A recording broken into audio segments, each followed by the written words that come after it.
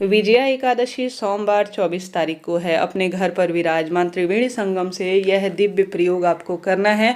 अगर आप प्रयागराज जाकर आए हैं तो सभी भक्तजनों को यह कार्य करना है। एकादशी और शिवरात्रि सबसे श्रेष्ठ तिथि मानी जाती है इस कार्य को करने के लिए। आप जानते होंगे सोमवार का दिन महादेव को समर्पित है और श्री नारायण एकादशी जो है सबसे उन्हें प्रिय है। ऐसी स्थिति में यह दिन अपने आप में चमत्कार और श्रेष्ठ स्वरूप में हो गया है।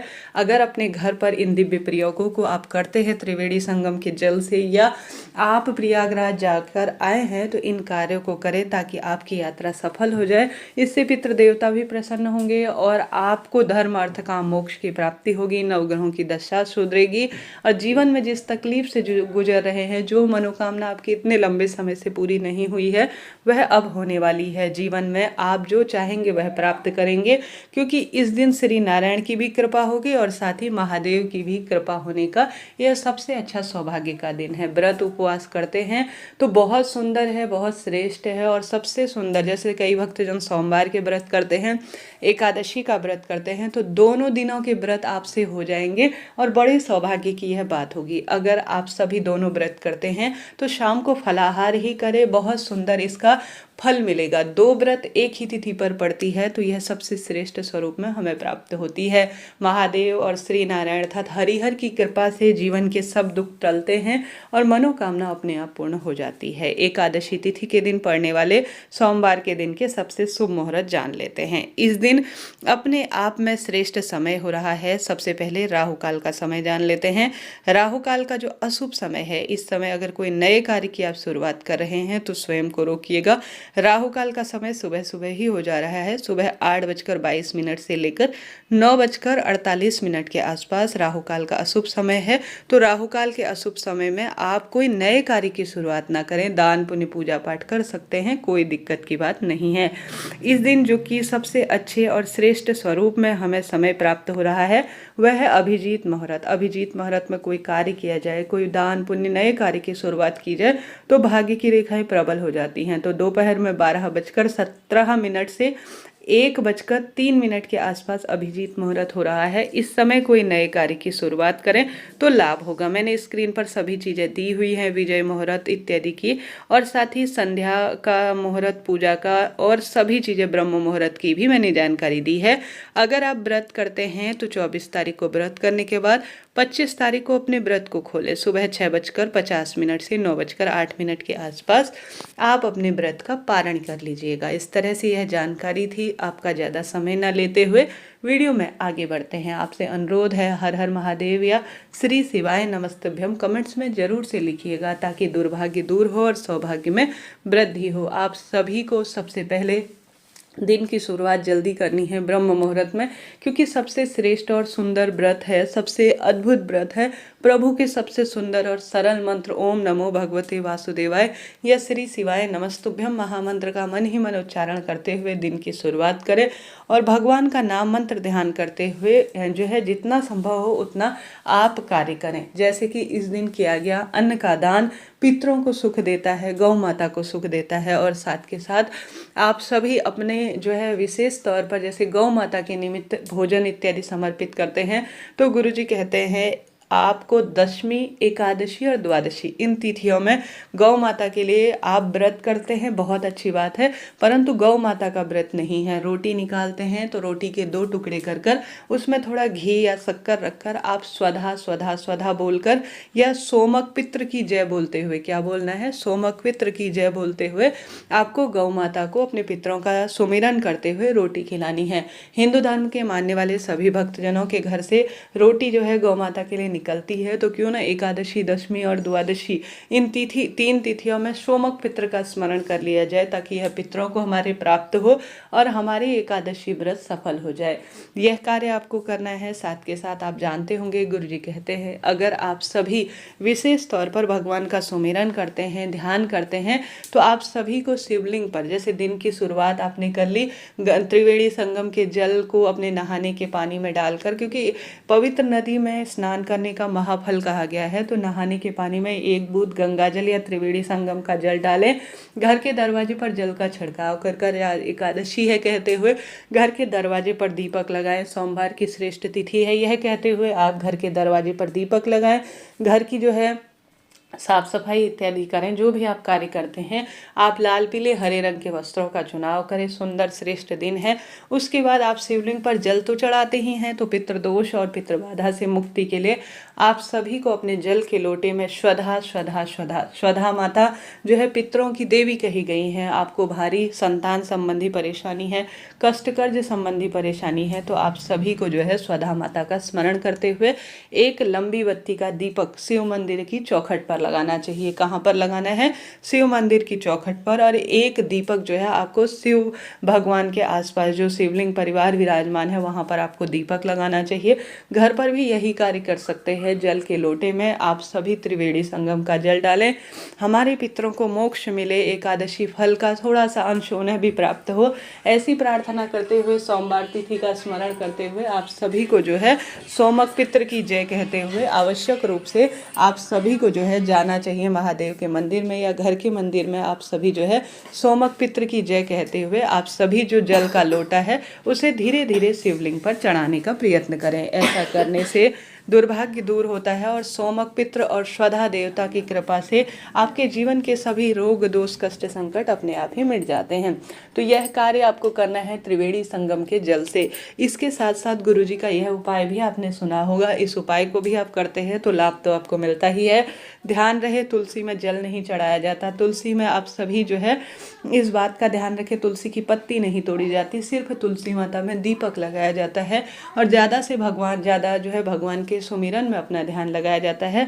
अब आपके घर पर अगर त्रिवेणी संगम का जल है तो आप सभी को क्या करना है, जैसे श्री नारायण को इस दिन शंख में कच्चा दूध भरकर और जो है उसमें तुलसी पत्र रखकर, तुलसी पत्र कभी बासी नहीं होता, इस चीज़ का ध्यान रखते हुए शंख में कच्चा दूध और जो है आपको तुलसी पत्ता रखकर पहले श्री नारायण को त्रिवेणी संगम के जल से स्नान कराना है शुद्ध जल से, और साथ के साथ उसके बाद शंख में कच्चा दूध भरकर श्री नारायण के विग्रह स्वरूप, जैसे उनका कोई सा भी स्वरूप है, लड्डू गोपाल स्वरूप है, मूर्ति प्रतिमा है, तो आप सभी को यह कार्य करना है। उसके बाद थोड़ा सा शुद्ध जल, त्रिवेणी संगम का मिला हुआ शुद्ध जल आपको स्नान कराना है। कहा जाता है जो भी त्रिवेणी संगम के जल से एकादशी के दिन या गंगा जल से श्री नारायण की मूर्ति प्रतिमा को स्नान कराता है, पंचामृत से स्नान कराता है या कच्चे दूध में शंख में दूध भरकर स्नान कराता है, तो उसके जो है पूर्वज इससे सुख पाते हैं और एकादशी का संपूर्ण फल मिलता है। रोग दोष कष्ट संकट पीड़ाओं की मुक्ति होती है। कहा जाता है विजया एकादशी का व्रत कथा के अनुसार जो है श्री रामचंद्र जी ने भी किया था जब वह माता सीता को लंका से विजय प्राप्त कर कर ला रहे थे। आपने कथा में भी सुना होगा, इसलिए विजया एकादशी का व्रत किया जाता है। विजया एकादशी का व्रत हर कार्य में विजय प्रदान करने वाले व्रतों में से एक माना जाता है। आप भी हार रहे हैं, दुख पा रहे हैं, कष्ट कर्ज में आपका जीवन चल रहा है, तो आपको विजया एकादशी सोमवार युक्त एकादशी का व्रत करना चाहिए और यह कार्य जरूर से करें। साथ के साथ घर के जो है सभी स्थानों पर आपको त्रिवेणी संगम, जो भगवान को आपने स्नान कराया है, शिवलिंग पर आपने जल चढ़ाया है, उसे जल के लोटे में आप लेकर आए हैं या आपने जो है विशेष तौर पर श्री नारायण के विग्रह स्वरूप को स्नान कराया है त्रिवेणी संगम के जल से, तो उसका छिड़काव अपने घर में करना चाहिए। अगर आप प्रयागराज जाकर आ गए हैं और अभी तक आपने घर पर कन्या पूजन नहीं करा रखा है, ब्राह्मण को जो है भोजन नहीं करा रखा है, बहन बेटियों को आमंत्रित नहीं किया है, अपने घर पर छोटा सा पाठ नहीं कराया है, कन्या पूजन नहीं कराया है, तो एकादशी का दिन सोमवार युक्त एकादशी सबसे उत्तम और श्रेष्ठ दिन है इस कार्य को करने के लिए। हमारे यहाँ तो यह कहा जाता है कि व्रत उपवास तभी फलित होता है जब जो है दान पुण्य किया जाए, यात्रा तभी फलित होती है, कोई भी तीर्थ यात्रा जब दान पुण्य की जाती है। तो सबसे अच्छा दिन है, इस दिन आप ब्राह्मण देवता को घर पर बुलाकर छोटा सा एक पाठ करा लीजिए कन्या को भोजन करा लीजिए, स्वयं से हवन कर लीजिए ताकि मेरी यात्रा संपूर्ण हुई, ऐसी प्रार्थना करते हुए एकादशी का दिन इस कार्य के लिए सबसे अच्छा, श्रेष्ठ और उत्तम दिन के रूप में जाना जाएगा। तो त्रिवेणी संगम के जल से यह प्रयोग करें और आपको यह कार्य जरूर से करना है। देखिए, श्रेष्ठ तिथियों में किया गया कोई भी कार्य कभी निष्फल नहीं जाता। यह कार्य दुर्भाग्य दूर करता है और सौभाग्य में वृद्धि करने वाले कार्य में से एक माना जाता है। तो त्रिवेणी संगम की जय कहते हुए आप सभी को दान पुण्य करना है, भगवान का सुमिरन करना है, भगवान महादेव का पूजन करना है, श्री नारायण का पूजन ज़्यादा से ज़्यादा करने में अपना समय व्यतीत करना है। ऐसा करने से सौभाग्य मिलता है, दुर्भाग्य दूर होता है, कष्ट संकट पीड़ा कटती है और हमेशा ही सुखों की अनुभूति वेद शास्त्रों में कही गई है। तो आप सभी को इन कार्यों को करने का प्रयत्न करना चाहिए। ऐसा न कर सके, कोई भी आपसे कार्य नहीं होता, व्रत उपवास नहीं होता, नियम नहीं लिए जाते, तो साधारण सरल तरीके से पवित्र तिथियों में अपने नहाने के पानी में गंगा जल डालें, अर्थात त्रिवेणी संगम का जल डालें, घर पर इसका छिड़काव करें, भगवान को स्नान कराएं और जो है दान पुण्य में अपना समय व्यतीत करें। व्रत उपवास न कर पाने की स्थिति में इन कार्यों को भी करना श्रेष्ठ माना जाता है। घर के दरवाजे पर दीप लगाना, पीपल वृक्ष की जड़ में भी आप थोड़ा सा त्रिवेणी संगम का जल पितरों का सुमिरन करते हुए समर्पित करते हैं तो पितृ बाधा करती है, नवग्रहों की दशा सुदृढ़ होती है, रोग कर्ज कष्ट संकट पीड़ा से अपने आप ही मुक्ति मिल जाती है। जीवन में हार रहे हैं, दुख पा रहे हैं और आपको लगता है कि मेरी पीड़ाओं का कैसे समाधान हो, तो सोमवार युक्त जो है एकादशी, जो कि फाल्गुन माह में है, प्रतियोगी परीक्षा की तैयारी कर रहे हैं, कष्ट संकट में जीवन चल रहा है, तो इन कार्यों को कर कर आप परम सुखों की अनुभूति कर सकते हैं। इन कार्यों को करें। साथ के साथ त्रिवेणी संगम की मिट्टी अपने आप में पवित्र रज है, कहा जाता है। यह जो है पवित्र साधु संत बैरागी जन, जो कि नागा साधुओं की जो है अपने आप में स्पर्श से अभिमंत्रित मिट्टी है, इसे पवित्र जो है अपने घर में स्थापित करें, अपने मंदिर में रखें और साथ के साथ आप सभी को इसे अपने मस्तक पर विशेष तिथि में आशीर्वाद स्वरूप, भगवान के पैरों की रज है, पवित्र व्यक्तियों के पैरों की रज है, ऐसी प्रार्थना करते हुए अपने मस्तक पर लगाना चाहिए।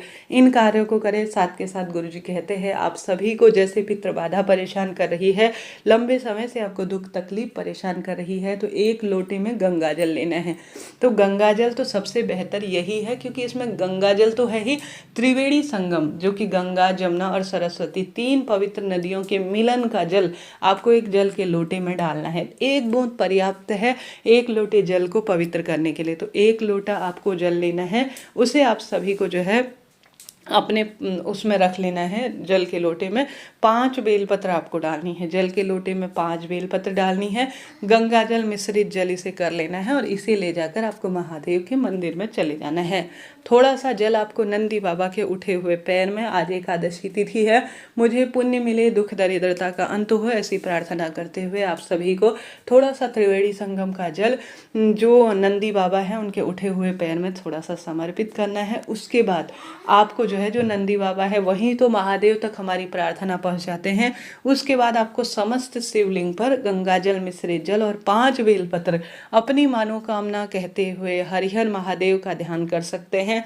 भगवान के नाम मंत्र का ध्यान करते हुए शिवलिंग पर आपको इसे समर्पित कर देना है।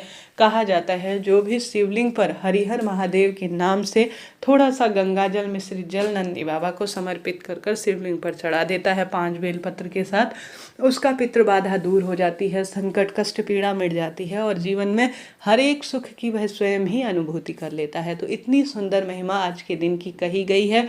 जीवन में हार रहे हैं, दुख पा रहे हैं, कष्ट कर्ज में जीवन है, इन सरल सरल से कार्यों को जरूर से कीजिएगा।